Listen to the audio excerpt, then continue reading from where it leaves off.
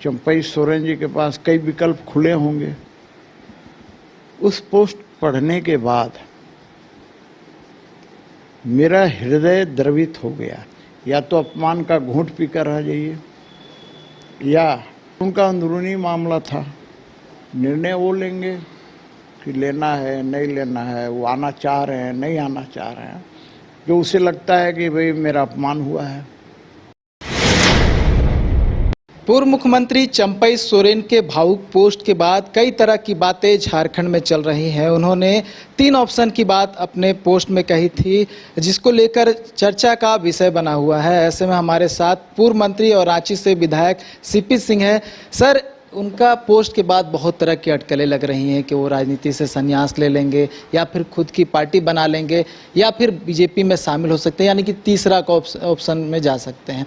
आपको क्या लगता है, क्योंकि लगभग जो है आप लोग सेम एज से गुजरते हैं, साथ ही विधानसभा में शेयर कर चुके हैं साथ में, और राजनीतिक करियर भी जो है आप लोग लगभग सेम रहा है, क्या कहेंगे आप?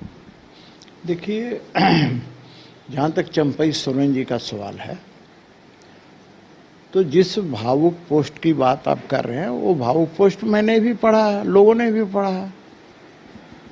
उस पोस्ट पढ़ने के बाद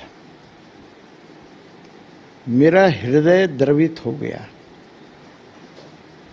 लेकिन हम कर क्या सकते हैं, क्योंकि वो जेएमएम में हैं या थे और उनका अंदरूनी मामला था। वैसी स्थिति में हम लोग पढ़ ही सकते हैं, और बाजार के अंदर जो अटकलें राजनीतिक क्षेत्र में जो कयास लगाए जा रहे हैं वो सुनते रहते हैं। अब यह उनके ऊपर है, वो क्या करेंगे नहीं करेंगे,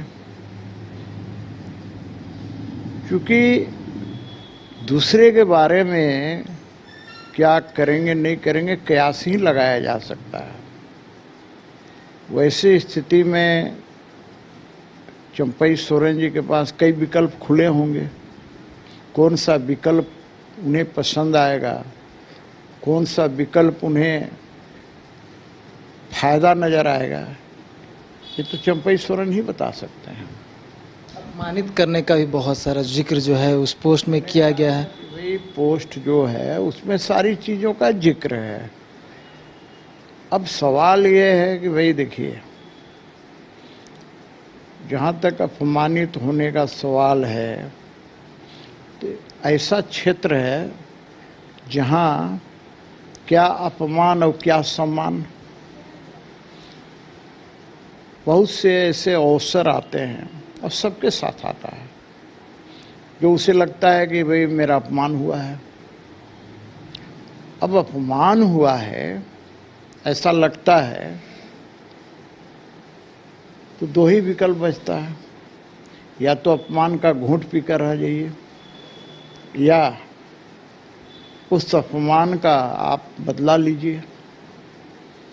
राजनीति में कौन अपमान और कौन सम्मान, ये बहुत मायने नहीं रखता है। बहुत से ऐसे अवसर आते हैं कि लोगों का अपमान होता है, फिर भी राजनीति में टिके हुए हैं। बहुत से लोगों का सम्मान भी होता है, लेकिन राजनीति से बाहर है। तो ऐसी स्थिति में दल के अंदर अपमान और सम्मान की कोई बात नहीं होती है। कभी सम्मान होता है, कभी अपमान होता है, ये क्रम चलता रहता है। वैसी स्थिति में निर्णय लेना चंपई सोरेन जी को है, वही निर्णय लेंगे। दूसरा व्यक्ति कयास ही लगा सकता है। आप लोग चाहते हैं कि बीजेपी में शामिल हो जाए, चुनाव भी है, कोल्हान के टाइगर कहे जाते हैं, तो अनुभव का फायदा मिलेगा? देखिए, टाइगर तो बहुत लोग हैं, अब नाम के आगे टाइगर बहुत लोगों ने लगाए हुए हैं। ऐसा थोड़े है कि एक ही आदमी टाइगर का नाम है, कोई कॉपीराइट रिजर्व तो है नहीं।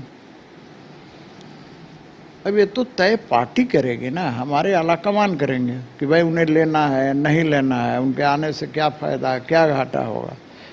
भाई चूँकि मैं उस स्थिति में नहीं हूँ कि निर्णय करके बता दूँ, तो जिनको निर्णय करना है वो करेंगे।